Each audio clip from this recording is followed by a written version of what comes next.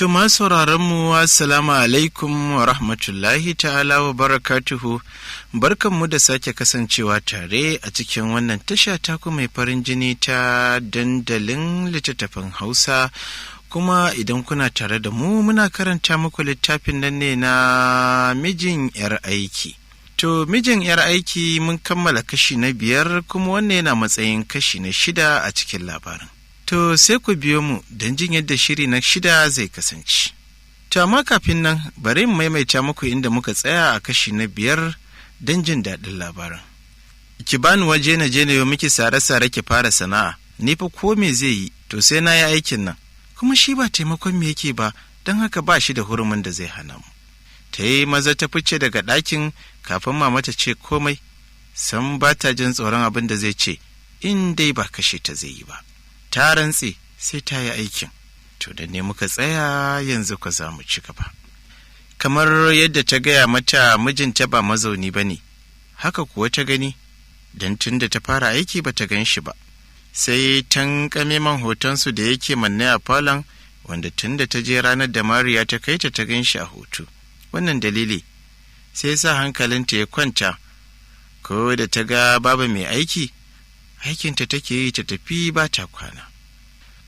Tana aikinta cikin kwanciyar hankali, ga abinci da take ci kullum, ta ci mai kyau ta sha mai kyau, don Antinaja ba ta da rowa, ko nama ta ci sai ta rage mata.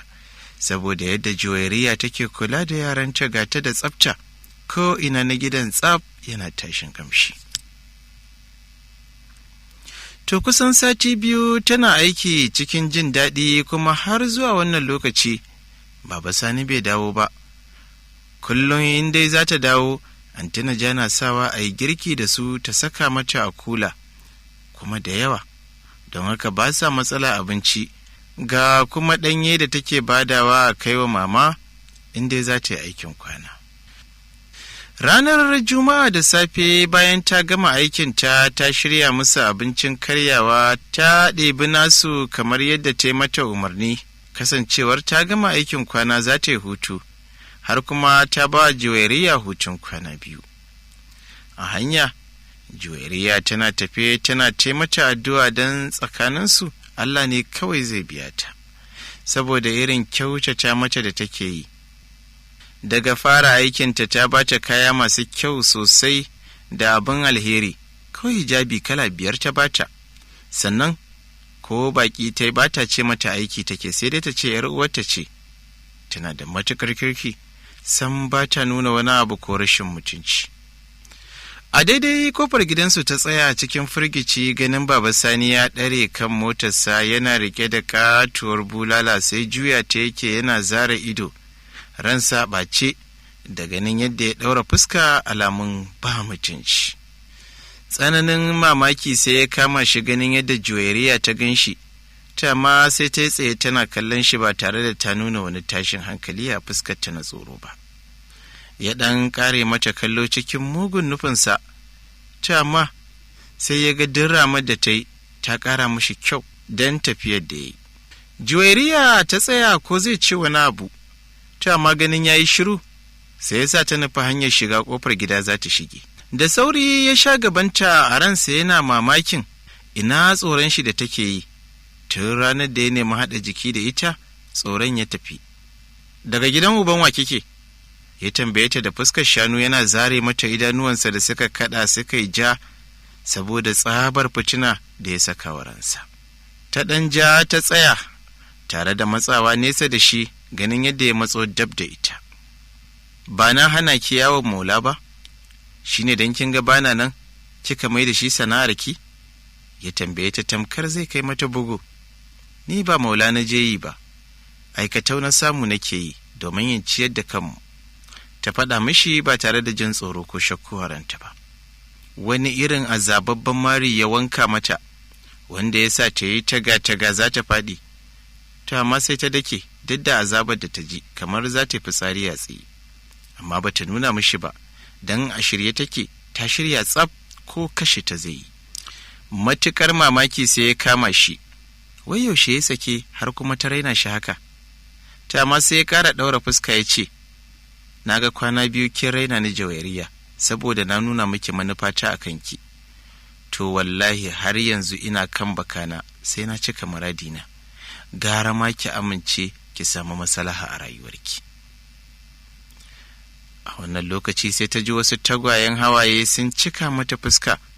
Zuciyarta sai ta amince da lallai shi ba mutum ba ne, don ta yi tunanin rasuwar mahaifinta zai sa ya haƙura da ƙudurinsa. Ka sani ko mutuwa zan yi to ba zan lamunce ka biya buƙatar ka a kaina ba.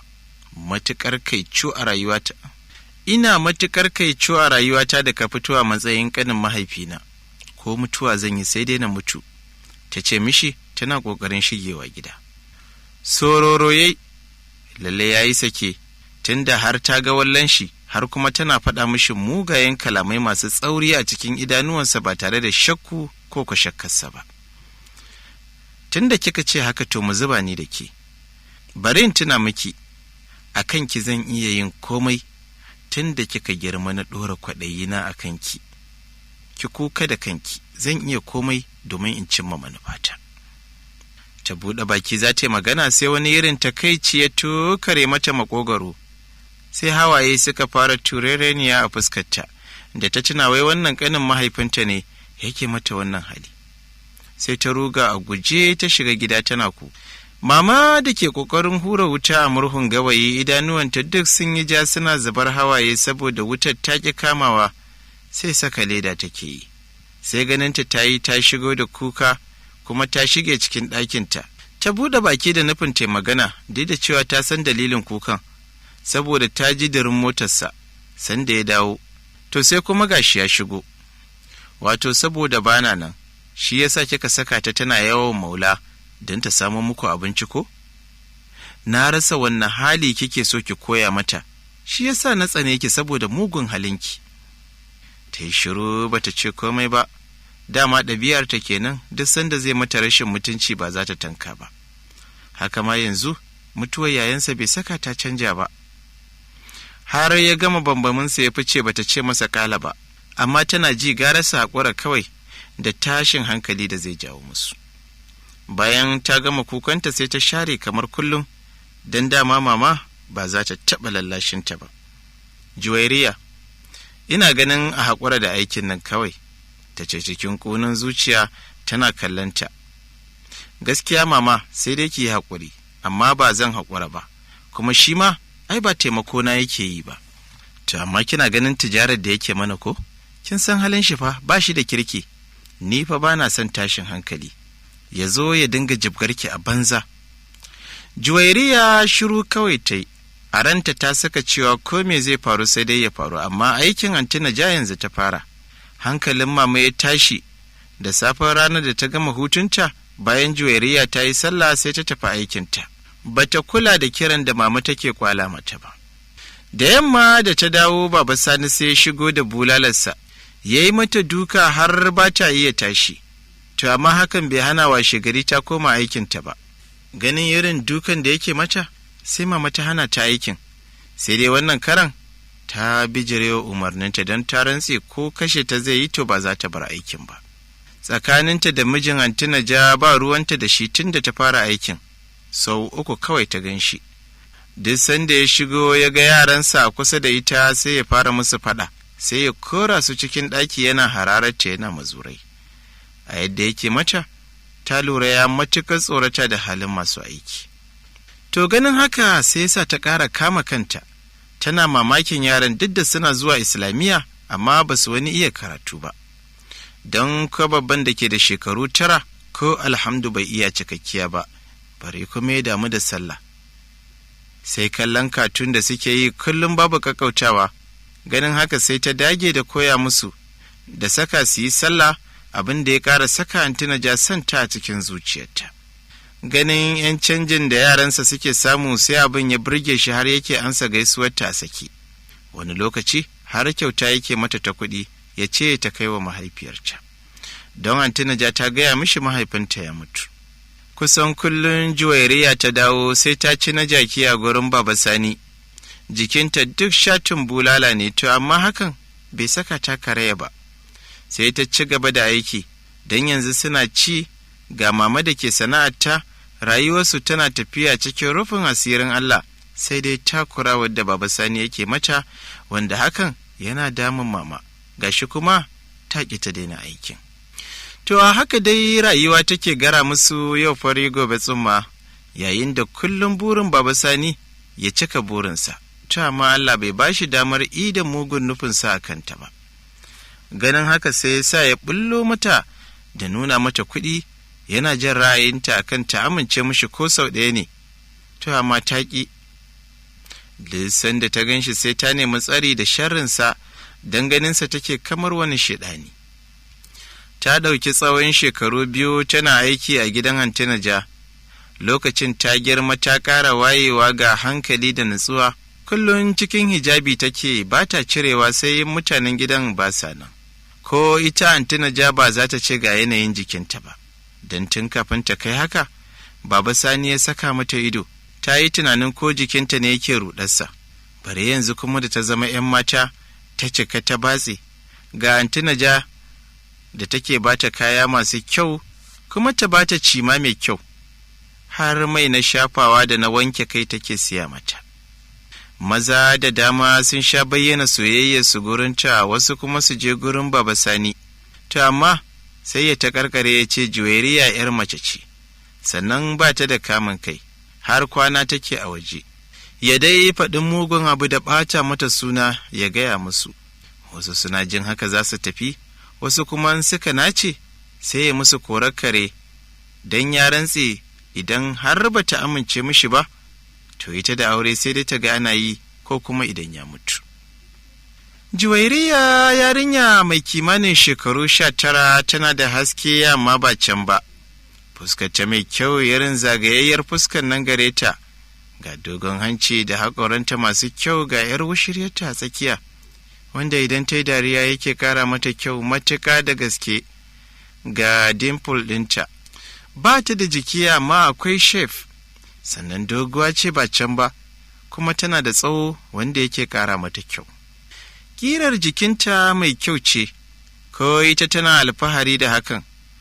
Irin jikin nan ne mai ɗaukar hankali, wanda kowane namiji yake burin samun mace mai irinsa.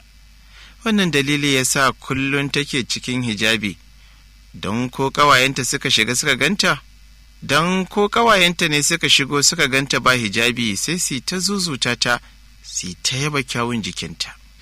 To wata ranar Litinin da safe bayan mutanen gidan sun gama karyawa suka wuce gun aiki, kasancewar garin akwai zafi, sannan Antinaja ta tura mata da saƙo a cikin wayarta mai botura, wayar da ta siya mata don ta dinga kiranta, ko kuma idan ta tafi aiki da wuri ta gaya mata abin da za ta yi, don yanzu girkin siya da hannunta, saboda baban Abinaj ya fi son girkinta.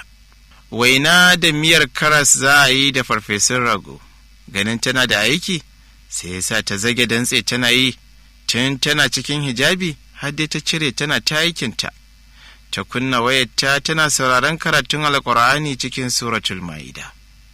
Ta sha'afa tana ta aikinta, sai kawar Abnaj mai suna Iftihal ta danna remote ta ɓata saitin TV.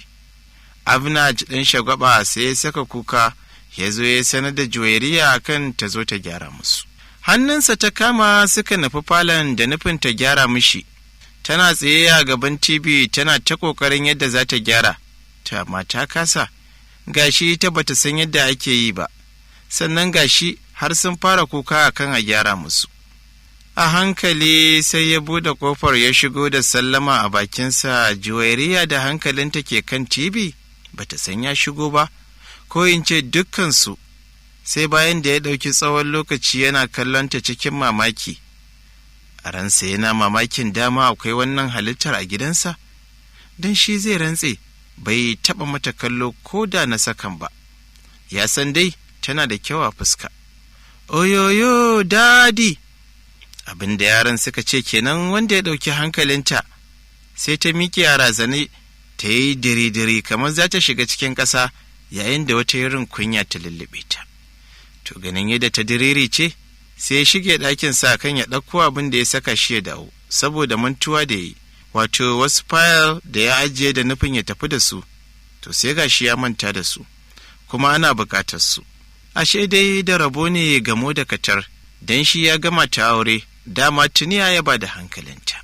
Ko da ya shiga ɗakin, sai ya faɗa kan gadonsa, ya daɗe yana jin wani irin girman lamari har na tsawon lokaci, sannan daga bisani sai ya miƙe ya ɗauki fayil ɗin ya fito. Kawai sai ya tsinci kansa da bin hanyar kicin, ya ɗan tsaya nesa da kicin ɗin, zuciyarsa na bugu da ƙarfi, take yake jin lamura suna sauya mishi, har ya fara dana sanin dawowarsa gida, gashi komai yana son ya canja, musamman akan yarinyar da take ba shi girma. Abinaj, ku fito in gyara muku tibinku, ku batta ta yi aikinta, kun dame ta da surutu, ya ce da yaransa da suke kicin ɗin suna ta zuba da anti Juwairiya. Ita kuwa tana ta musu dariya bayan ta ba su kwanda ta soya musu. Yaran suka bi shi suna murnar zai gyara musu tibi. Bayan tafiyarsa zuciyar Juwairiya sai ta buga dam da ta kalli ƙwayar idansa cikin rashin sani, ganin yadda ya kafa mata idanu lokaci guda. Abin da ta hango ya yi matuƙar tsorata ta, wanda bai kama da so ba, sai tsantsar sha'awarta da ta hango. Idan ku haka ne abincinta ya ƙare a gidan. To masu sauraro, mu tsaya a nan a karatun wannan littafi mai suna mijin 'yar aiki, kuma kuna jin sa ne daga wannan tasha taku mai farin jini ta dandalin littattafan Hausa. Da fatan za ku dinga danna mana liking da comment da kuma wato sharing na wannan littafi har ya je inda ba ma zato. Muna godiya kwarai da gaske da irin karramawar da kuke mana. Sai kuma mun haɗu a kashi na 7 idan Allah ya yarda.